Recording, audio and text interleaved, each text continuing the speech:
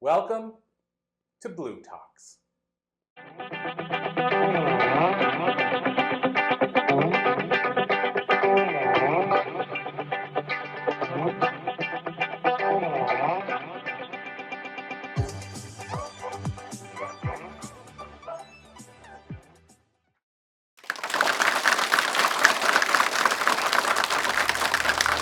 Hello.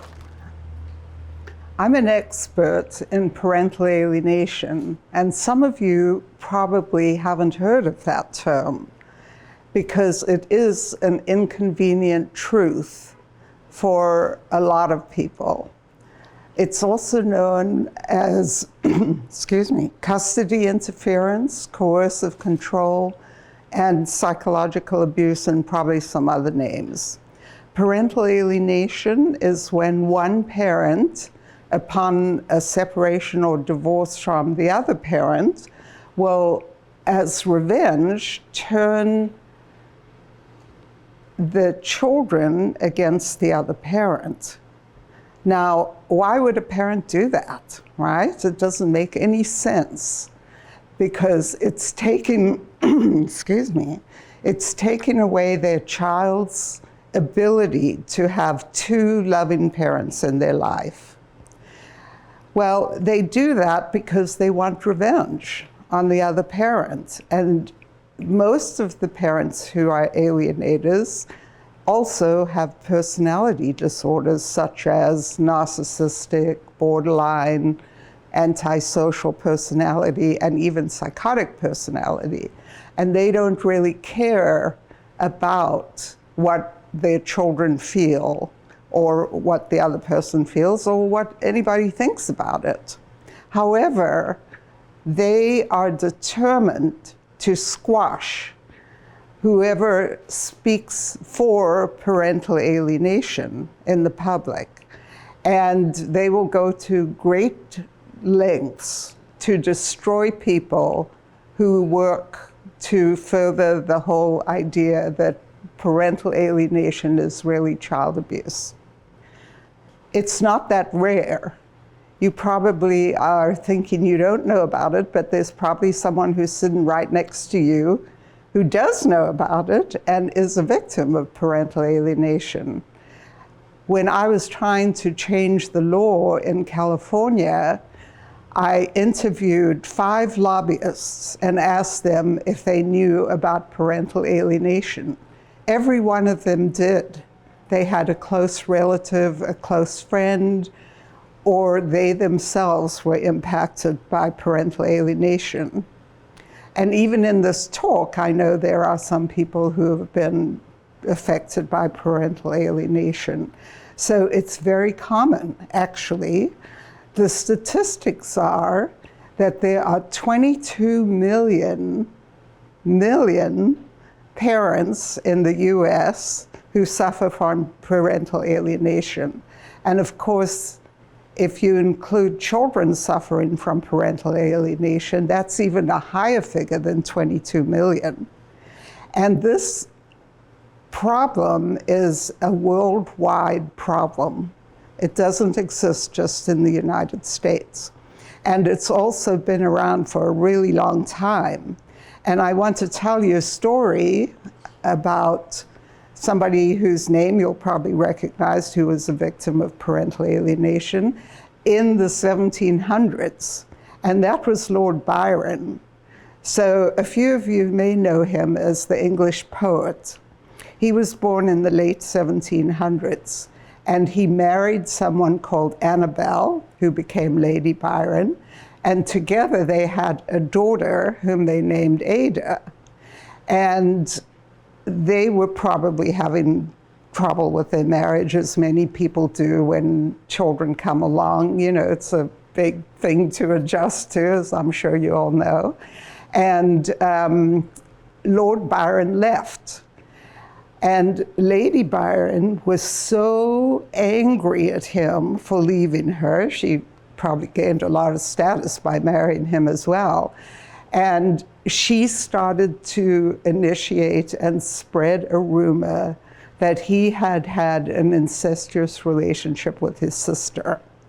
And of course, he denied it, his sister denied it, their parents denied it, but Annabelle was very good at spreading rumors. And Lord Byron ended up leaving England and leaving his marriage and leaving his baby. And Annabelle went to the courts, got a divorce, and got full custody of her child, Ada, even though at that time, the early 1800s, custody was just automatically given to the fathers.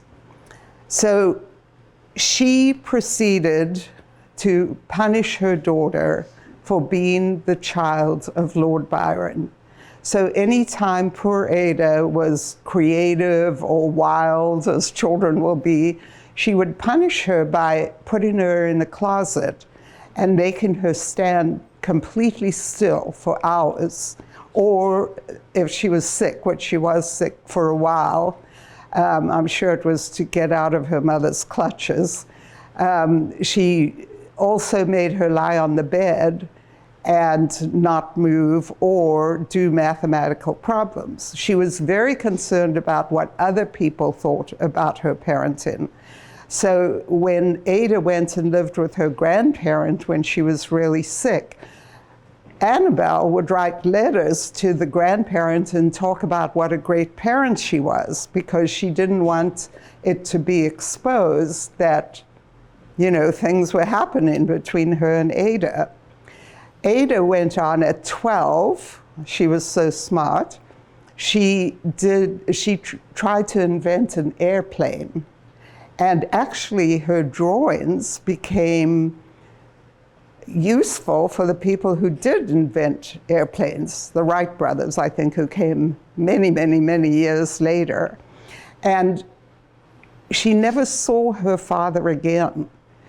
He was in Greece, and he didn't come back to England because of all the rumors about him. So when he died, he was buried in England, and Ada went on to be the first person to write computer language and also to develop the algorithm. Some of you may have heard of her. Her name was Lady Ada Lovelace. She married a Lovelace family. So she was incredibly smart. She didn't even see a likeness of her father until she was 20 years old. Her father died at 36, and Ada died at 36, very young. And Ada's last wish and request was that she be buried next to her father. Now, what you can see from that, of course, is that the mother was very vindictive and angry toward Lord Byron. She punished her daughter for having any of the characteristics that he had, and she was not a good mother. And Lord Byron may have been a better father if he'd been around, but you can see how Ada had this abiding love for her father, even though she didn't know him, and wanted to be with him even in death. So that really shows you what parental alienation is all about. The child, I've seen a commercial where President Trump and Elon Musk are fighting, and someone's in the middle saying, "I don't want to choose between my dads." And that's how children are. They don't want to choose between their mom and dad or their dads and moms. They want both the people in their life. But an alienating parent will go about getting rid of the other parent, and they can do it very overtly by saying things like, "Oh, your dad's always late. Aren't you afraid being with him on the weekend? You must really need me. You know, I'll call you every half hour while you're with your dad or your mom," because really the gender gap is closing. It used to be that men were the alienated parents, and now it's getting closer to 50-50. So they can be overt about it, or they can be really subtle about it. And subtle would be, "Oh, gee, I really miss you when you're over at your mom's. I wish you'd stay here." And so then the kid feels pressured to say, "Oh, okay, well, I'll just call him up or her up and say, I'm not coming, and I don't want to come. And so progressively they become more and more brainwashed about being and become an alienated child, to the extent that they refuse to see their parent. And they say that it's just their idea, that they are not seeing the other parent. Well, that's one way to diagnose parental alienation, is the child says, it's all my idea. I wasn't influenced by the other parent. I chose not to see this parent, because they really believe that they did. Also, if a child is completely refusing to see a parent, that's one of the ways in which we diagnose parental alienation. Because if a child is abused, number one, it's not parental alienation, because that child has a reason to not see that parent. And usually it's not the child who's saying, well, always it's not the child who's saying, I never want to see the parent. That's how you can differentiate between really abused children and alienated children. Alienated children will refuse to see their parents. Abused children want to know about the parents, want to see the parent, very often will go back to the parent, and very frequently, if they're in foster care, at age 18, they go and live back with their abusive parents. So it's completely different with alienated children.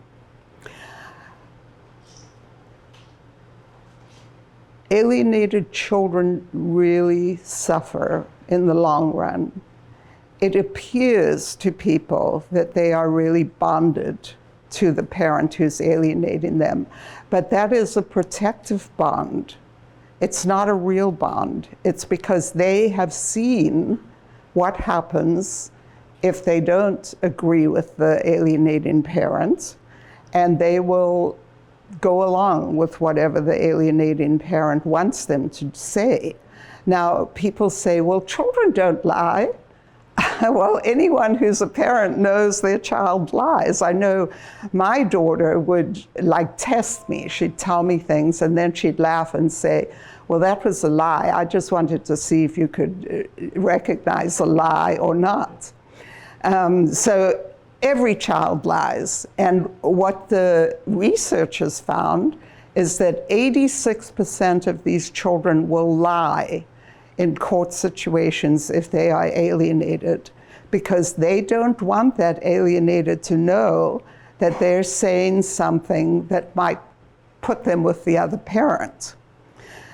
So they will not tell the truth. And as an expert, I am frequently tested by the other side. They will say, well, don't you believe that children always tell the truth? And I say, no, I don't believe that. And the other side will say, well, they wouldn't lie about sexual abuse. Yes, they would lie about sexual abuse. And what happens is what these groups call the silver bullet approach. And they actually teach this to the alienators. So that these groups are all over the internet, and they will work with the alienators. And so if that person looks like they're not winning in the case against the other parent, and the judge is beginning to believe the other parent, they will say, well, use the silver bullet approach. Accuse that parent of sexual abuse. You can say that that parent has sexually abused the children, or you can say you were raped by that parent, or that parent constantly harassed you about sex. And so they encourage that. Now, think about this, because the court case has been going on for a couple of years at least. And suddenly there's all these domestic violence accusations. They come out of nowhere. So there really isn't any excuse for the court to just believe that suddenly, you know, this mom or dad had abused their children. There were no police reports, no reports to Child Protective Services, no evidence whatsoever. And I have worked with a dad. There are actually quite a few dads in jail for many years, or permanently even, for supposedly sexually abusing their children. This case that I'm working on now is a case where this father has been sentenced to prison for life. He left his marriage when his little son was 2 years old. He's 9 or 10 right now. And everything was fine when he left, but then he met someone and he got married. And that happens when alienated parents like get married or buy a house or have some great thing happen in their lives. Suddenly they are, perpetrators of something. So he'd left, he'd moved to California, and his ex-wife, because he was trying to see his 3 sons, started accusing him of sexual abuse of all 3 of them. And she coached them as to what to say. So the court case took a few years, and this father was sentenced to life in prison. The youngest son's accusations were dismissed because he used words that were beyond his capability and vocabulary. The older son decided to retract what he had said because he was 18, he said, and he didn't want to go to court. But the 16-year-old made these outrageous accusations, and the judges put him in jail for life. He recently appealed it, but the appellate court didn't help because they look for mistakes that the judges make or the lawyers make. And so the Innocence Project, I'm sure you've heard of them, they pleaded that a jury member had known the father when he was a child. And I don't think that it worked. I watched the whole hearing. I really doubt that it worked. And this poor guy who just wanted to see his children is in jail for life. That's how atrocious it is. How can it be fixed? Well, I think that co-parenting would help, that would be the default, that the judges would order co-parenting. If there was abuse, it would start to show itself just like it does now, or accusations of abuse, because I'm pretty sure the alienator wouldn't stop making these outrageous accusations. And so they do go to court. Unfortunately, the alienator, narcissistic or some other personality disorder, always appears to be very cool, calm, and collected. And here the poor alienated parent is upset and shocked and crying and objecting out of line to these accusations. And the judge will judge them to be the one with the personality disorder and the cool, calm, and collected one as the adequate parent, or the good parent is what they call. So what I do as an expert witness is I go into courts and I teach the judges and the lawyers, hopefully, about parental alienation and turn the case around so that the alienators are on the defensive instead of on the offensive. And I also do a 4-day therapeutic intervention where I reunite the children and the alienated parents. And it's so easy to do it.